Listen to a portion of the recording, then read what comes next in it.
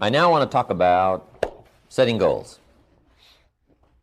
And before we get into our goals workshop, let me give you a few ideas about goal setting that became terribly helpful for me in those early days. Of all the things Mr. Shoaff taught, this is the one I picked up on right away and started making major changes. My income changed from a few hundred a month to a few thousand a month in a matter of months. Some personal development things took me a little longer to get underway, but goal setting, I picked it up immediately and went to work on it. No telling what we can do with it. And sure enough, by setting goals, making designs and plans, putting it together, no telling what you can do for your personal life, social, economic life, whatever projects you've got in mind. If you start paying a little more attention.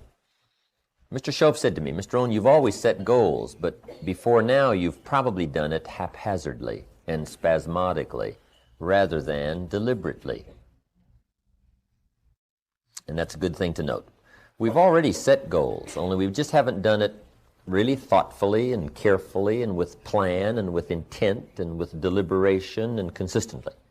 We didn't use it as a plan. We just sort of did it by instinct or by sight or something grabbed our attention and we just worked hard and got it. But now he said, I want you to take that same ability and now I want you to work on goals deliberately, thoughtfully, with preparation. And then he said you can add such a wider variety of ranges to what you get and what you accomplish and what you become and where you go. Just by doing it deliberately rather than spasmodically, haphazardly. And that made sense to me. And what he did was he gave me credit for what I'd already done, right? Gave me credit for what I already knew. And that's what we want to start with, is a little credit for where we already are, right? We got here some way. This was a goal. To get here, we've set some goals, we've done some things, but where you might have done it just sort of loosely and once in a while and you know, the ups and downs now, from now on, with just a few pointers that I found helpful, I think you can start making real deliberate plans, really setting it out so that goals and dreams for you have an incredible attraction. We're primarily affected by 5 things. And here they are. First, we're affected by the environment. And all of us are affected by environment, where we live, the community, and the traffic, and the weather, and the smog, whatever. We're all affected by environment. The people around us, what's happening, what's going on. We're all affected by that. Second, we're affected by events, things that happen, whether they're personal things or community things, national things. Some of us are affected by international events. Does anybody remember the missile crisis? There's some here old enough, right, to remember the missile crisis? Back in, 61? Incredible time. We discovered Khrushchev's got his missiles heading for Cuba. They've already prepared the missile sites. And we discover it, right? They bring the news to John Kennedy, young president. So Kennedy gets a hold of Khrushchev and says, Nikita, you cannot put your missiles in Cuba. We've discovered the sites, and we just can't let that happen. Well, Khrushchev, to test the young president, says, well, I'll tell you what, Mr. Kennedy, we will put our missiles wherever we darn well please. Kennedy says, no, you don't understand. You can't put your missiles 90 miles from Florida. You can't. Khrushchev says, well, if we wish, we will. Kennedy says, you don't understand. And now it's getting a little bit heavy, right? Khrushchev says, the ships with the missiles are already on the way.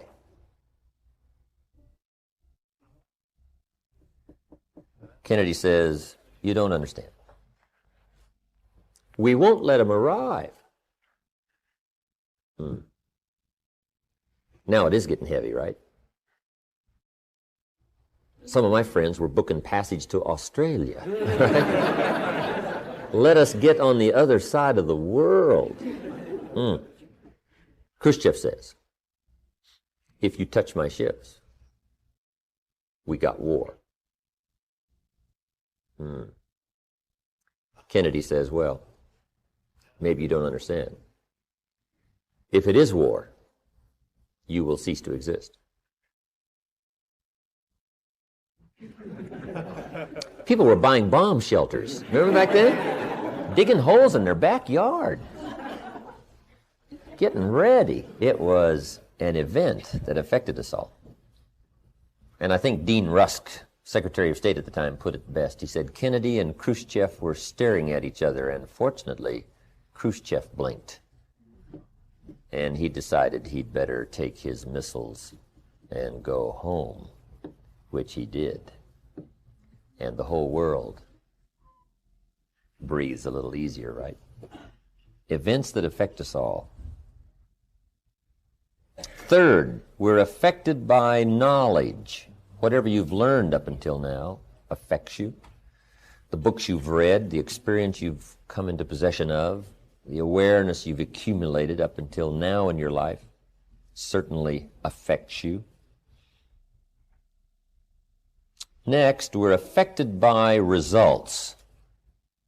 Whatever results, accomplishments or failures of the past.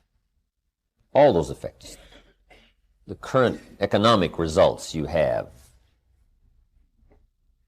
Okay, all of the results of the past affect us. And fifth, we're affected by our view of the future.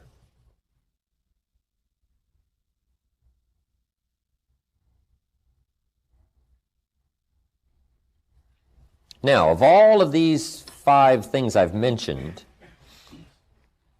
in my opinion, here's the best way to live the good life. Make sure the greatest pull on your life is the pull of the future. Make sure that exerts its greatest influence on you, the influence of the future.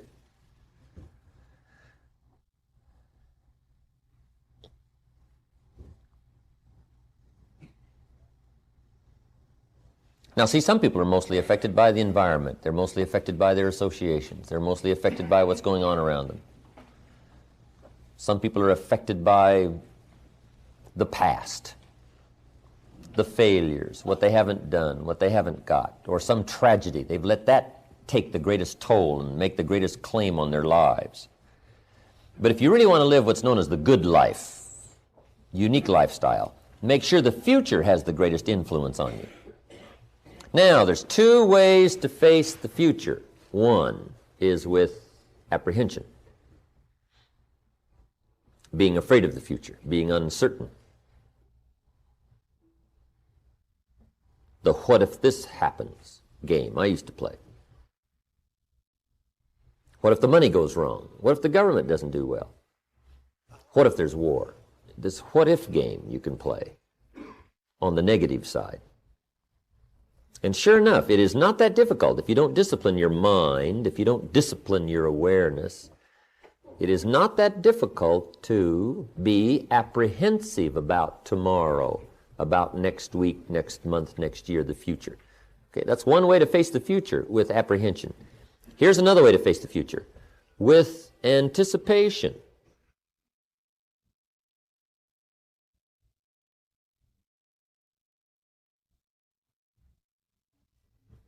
So if you can arrange it so that you anticipate the future rather than dread the future, see, that can alter your whole life. Because guess how close the future is? The next minute. That's the future. Okay, the past is quickly receding and the future is quickly coming. So we're all concerned right away with the future, right? The next future couple of hours, the next future couple of days, the next future couple of years. That's the future. Now, the best way to anticipate the future is to make sure that a big share of it for your life is well designed.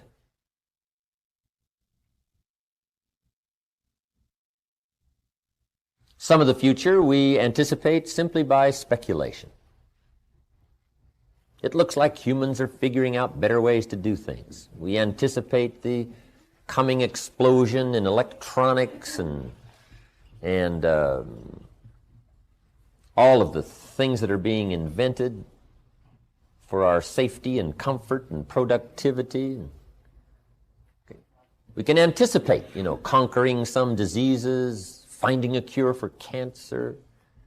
There's all kinds of positive things to think about, to anticipate for the future. But for your own personal life, the way to anticipate the future is to design it well. Let me give you a little diagram to explain part of this. In our lives, here's what we're primarily involved with. Draw 4 little boxes. This little box is called potential. And this box is called action. This box is called results. And this box is called attitude. Now, since everything affects everything else, we primarily proceed based on how we feel. Primarily. Part of it is intellect, but the biggest part of it is emotion, how you feel. How you feel determines whether you read or don't read. Right? Reading is not really a skill problem. Now, you learn some better skills for better reading, but most of you knew how to read, right, before you ever got here. So whether you read or not is not really a skill problem. It's an attitude problem. The direction you take is attitude. You can decide to be happy or sad. That's attitude. How you react to a certain situation is primarily attitude. Right? You can either care or not care. You can listen or not listen. You can go or not go. Right? You can be there or not be there. You can decide or not decide. That's all by attitude. So attitude is the determining factor. So attitude determines our potential, how much potential we tap. Guess how much capacity we have? No telling. I mean, we're just now beginning to understand the mental, emotional, human capacity.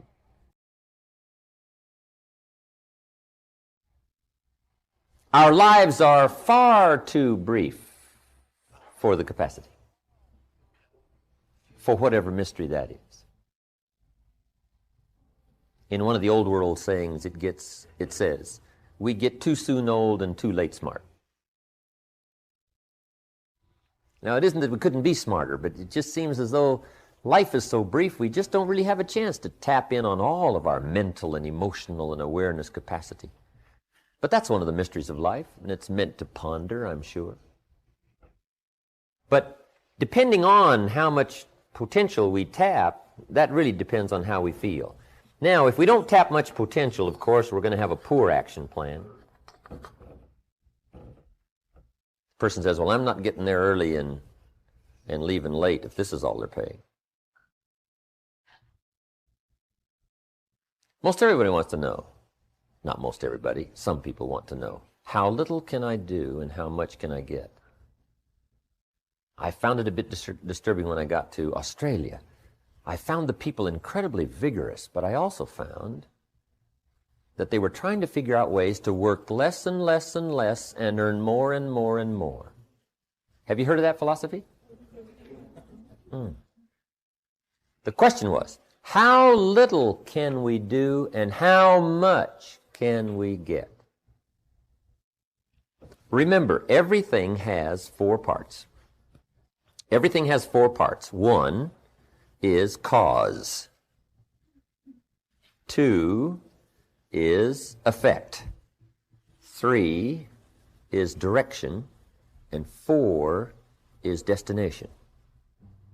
Everything has those 4 parts: cause and effect, direction and destination.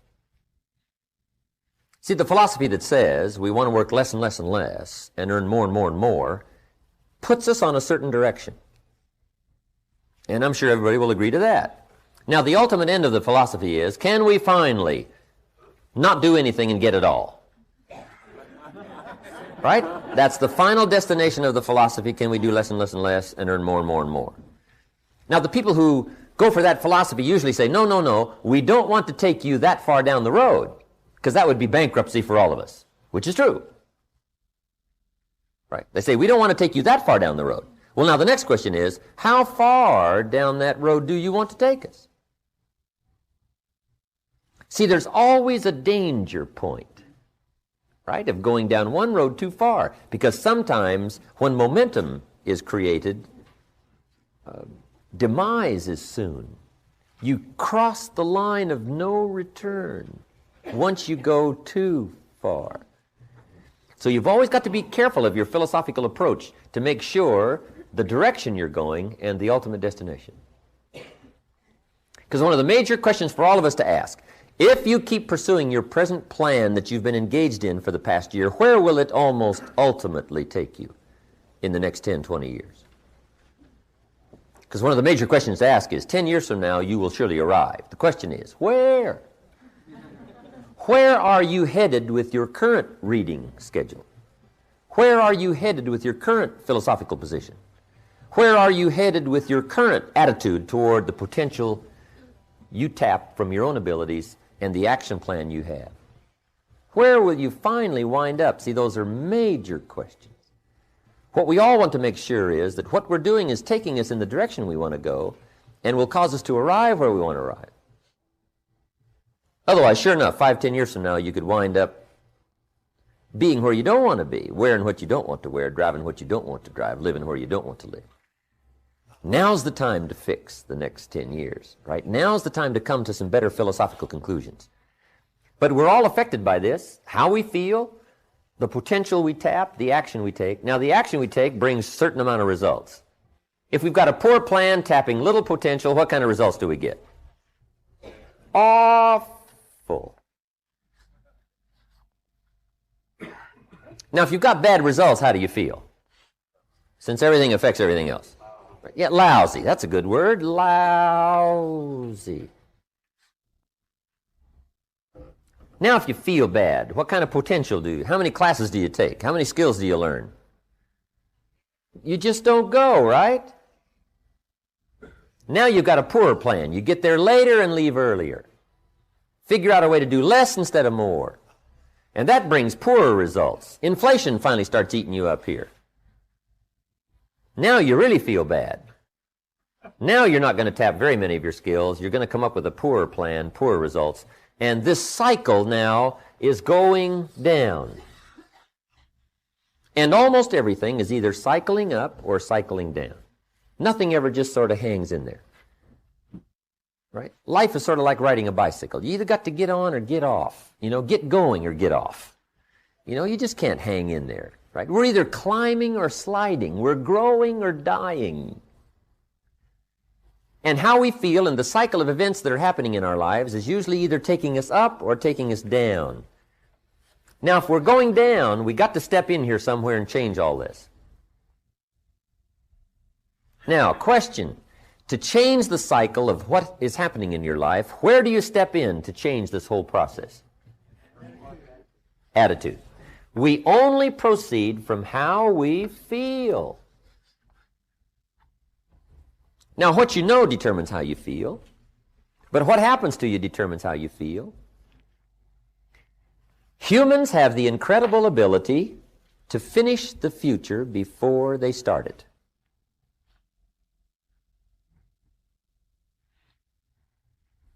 Because we also talk about that in time management. When should you start the day? Answer.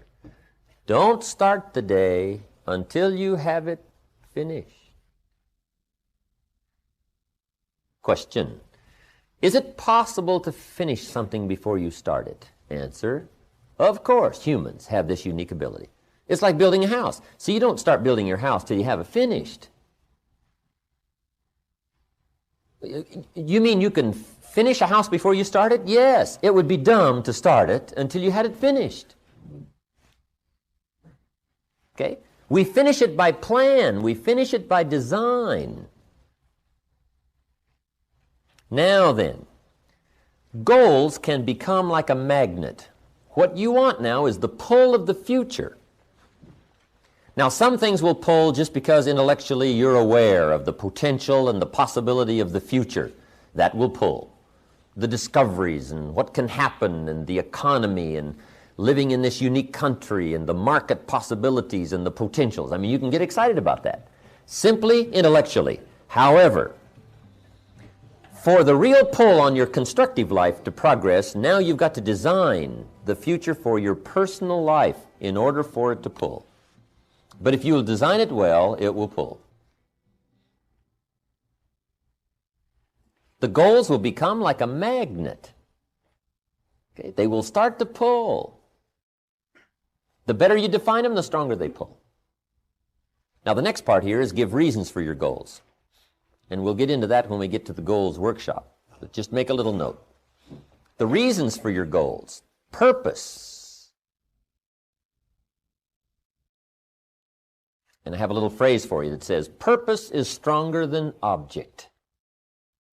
Object will pull. Object well defined will really pull. Purpose given to object well defined pulls like you can't believe. And that's the process of being enticed to get up early, stay up late, hit it all day, enticed to read the books and find the answers, develop the game plan, no detail is too small. You're excited about facing the day simply because you've got it well designed and you've given excellent purpose for it. See, if you have a goal of a $500,000 home, that will pull. But the next question is, what for? What's your purpose of the $500,000 home? You say, well, for the feelings, my family, how they're going to feel, the prestige, I'll be able to entertain. See, now we're really getting to the stuff that pulls. Purpose really pulls. Now, the purpose can also be for your life and your lifestyle. Okay? The purpose for becoming a unique person. What kind of influence do you want to have? Right? What kind of effect do you want to have on other people? What kind of return do you want in the way of thanks and recognition for the person you've become and your life of sharing? See, once you start dreaming about what you can become, the effect you can have, the joy it's going to give you, the return that's going to come, you just start designing this incredible purpose for your life. And make sure that you include family and friends, because many times what we do for others pulls greater than even what we want for ourselves. If you can see yourself being uniquely benevolent, providing things for people they never dreamed they could have, helping them to accomplish things they never dreamed they could accomplish, how that's going to make you feel, the kind of person you're going to become from it, the joy you're going to get from it, you just must ponder that and think about it, talk about it, and design it. See, most of the answers for your life you're not going to find this weekend. You're going to find them out of your own experience. But if we can just get you started, if you can just get started reading, if you can just get started asking questions, if you can get started thinking on paper, that's where the answers are going to flow. I think some lectures, they promise too much for the weekend. One of my wealthy friends says, Mr. Rohn, I will not insult you by telling you what to think, but I want to help you by showing you how to think. Because the answers are going to come from your own experience. They're going to come from your own brain power. But if we can have some guidelines that'll help us to find the answers for the future, see, that can then become a very valuable weekend. And perhaps we've gotten some answers here, but most of them for your life and the rest of your life are going to come from your own experience, your own awareness, your own thinking power. But your new ability to read better and think better and design your life better and have better goals and better time management and a better appreciation of lifestyle and value and uniqueness and intelligence and awareness and intellect. See, that whole process now gives you incredibly high chances starting Monday to better your life in a short period of time. You can't believe some of this and what's going to happen to you in the next week, the next month. I know. Those early days when I first got a hold of some of this from Mr. Shoaff, I couldn't sleep nights.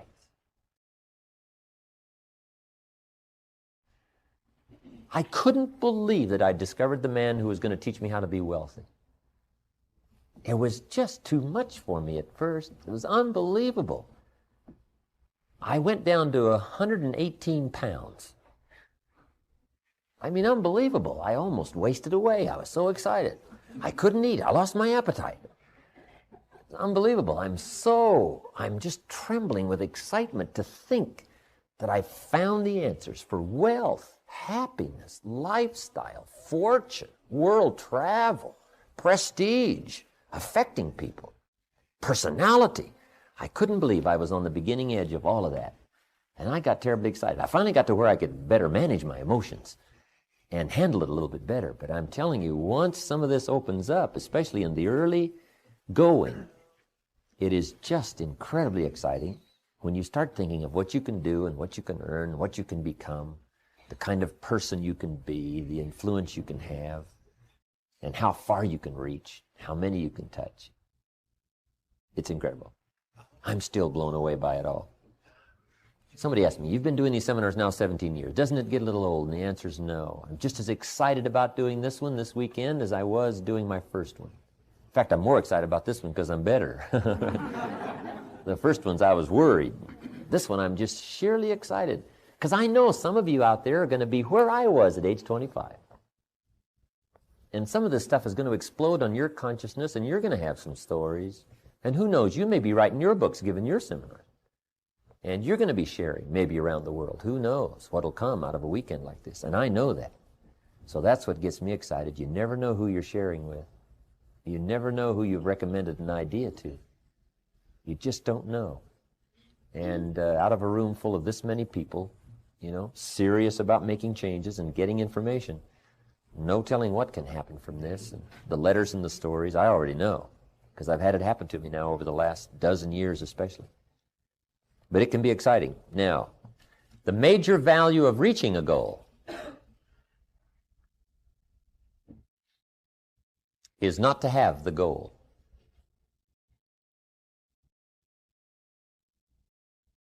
but rather the person you have become to acquire it. The major value of reaching a goal is not to have the goal, but the person you have become to acquire it.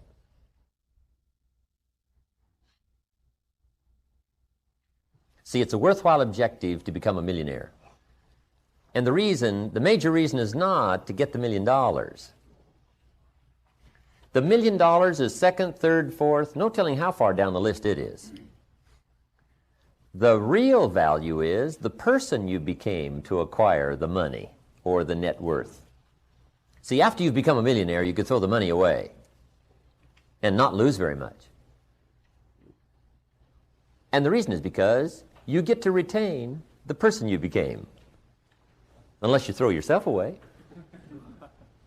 But see, once you become the person it takes to acquire the goal, now the goal is not the most important value. The most important value is what you became to get it. That's why when you really philosophically understand, put things in their proper perspective, if you happen to lose, you don't really mind. Right? When they broke into my motorhome, right, and stole all the stuff, I didn't care about the stuff. You can always buy some more televisions and radios and tape recorders and leather briefcases. I mean, you can always replace the stuff. I really did feel a bit concerned about my journals, things just almost irreplaceable. But never regret the loss of things. Unless they're personal, family treasures or something that have more than just the monetary value. Then you're going to be disappointed. I remember once when I lost all my money. What was unique about that experience was when I lost everything, I really calculated that I lost only about 10% of all my assets. Because I only lost the money. Now, some people, when they lose their money, they lose 90%. So, right? And that's when you bail out of the 20th window. Try to make it like a bird. But see, if you lose all of your money and you really understand that the person you became to acquire it, when the money's gone, you're not gone. You've still got the mental value. You've still got the awareness and the uniqueness and the skills and whatever it took for you to acquire those possessions. That's the greater value. That's why it's true the love of money is evil. And the reason is because if you put your love where the money is instead of the true value of the person you become to acquire it, then see when it's gone, you've lost everything. When Jesus, the master teacher, told the rich man to sell all he had and give to the poor and become a disciple, he was not asking him to do something that was so totally obnoxious and wrong, to give away his possessions. It's because the master teacher understood where the true possessions were. Right? If he had become a wealthy young ruler, if that's what he became, then he could give all of his possessions away and still not lose any of his wealth, because he could still be the person he was. So once you understand where the true values are, then you use goals not just to reach the goal, but you use goals as an enticement to become a better person. Now you're zeroing in on the true enterprise of life. You want to reap the harvest, not just for the harvest and what you can cash it in and what it'll bring to you, but for the person you become to acquire this harvest, for the patience it takes, for the brains it takes, for the discipline it takes, for the organizational ability it takes, employing other people, offering opportunity. See, to get a good harvest come fall, you got to be quite an enterprising person. So it isn't the harvest then that's the most value. The most value is the skill and the person, the personality, the discipline, all the things you learned and became to acquire it now becomes primary value. That's why when you really understand the acquisition of wealth, then you don't worry now anymore about your money. Who's going to steal it? And where's it going to go? And who's going to get their hands on it when I'm gone? And all that. You just don't worry about that anymore. Because you've already gotten the greatest value out of your wealth. If you earned the wealth and you made the wealth, because the greatest value is the person you became to acquire it. Now, if you will begin to apply that philosophical position on all your future projects, you cannot believe the happiness and the uniqueness and the joy that comes with it. You just can't believe. Now, see, it's much easier to get up in the morning because you're going now for the greater value of the person you're going to become to acquire what you wish. Now you're eager to go for it. See, growing is one of those incredible chances and challenges in life. And now it makes the day much more exciting and much more interesting. Because we all kind of know that just things are not where the true values are. So if we pursue things, sure enough, we're going to wind up disappointed. But if we let things entice us to become better persons, to acquire them, now we understand where the true value is. Now, what you'll find happening is we're getting all these stories about people who come back and say, you know, things that I put on my 3-year, 5-year list, I got them the first year. One doctor and his wife came back to the ranch, I guess 2 or 3 times, Ron. One year, they drove their new Rolls and their new Bentley. They said, we just wanted to show y'all some of the stuff we've checked off our list. That's neat. They flew over to Europe to get a his and hers, a Rolls and a Bentley. Unbelievable. They wanted to double their practice in 3 years. They doubled it in about 10 months. Unbelievable. And we keep getting this little called progress report, right? About every 6 months we get this updated progress report that says, let us tell you what's happening to us now, right? Once they got started on this, they just zeroed right in, and they couldn't believe all these incredible things that start happening. See, what you do is, if you work on some of these things properly, you let the good surprises of life start stacking in your favor. You know, the good things happen to the people that are out there becoming enterprising and growing and changing. You know, some people call it luck. But see, luck is merely taking advantage of opportunity, operating in the marketplace where the good things happen. See, now if you're not out there, it's just not going to happen. You know, luck does not come by and seek you out. Usually, you know, what we call luck falls upon those people that are out there operating in the marketplace, that are out there doing it. You say to the salesperson, oh, you got a lucky sale. No, that was just the 20th sale. They worked on the other 19, and then here comes one out of the sky. But unless you're out there, they won't fall on you hiding in a cave. When they come from the sky, make sure you're out there in the field, working, laboring, where the good things fall.